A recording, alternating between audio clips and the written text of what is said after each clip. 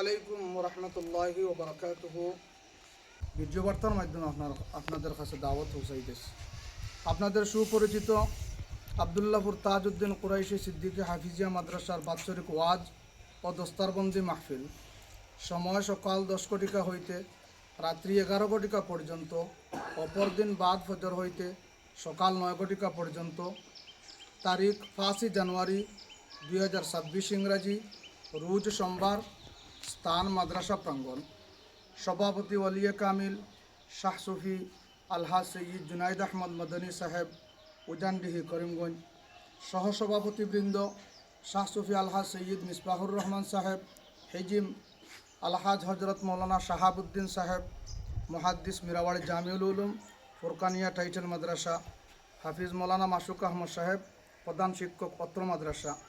প্রধান অতিথি হিসাবে আমাদের ওয়াজ মাহফিলকে অলঙ্কিত করিবেন সুমিষ্টভাষী ওয়াইজ সুদূর দরং মঙ্গলদৈ থেকে আগত হজরত মৌলানা কারি রহমত আলী কাদিরি সাহেব, দরং মঙ্গলদৈ।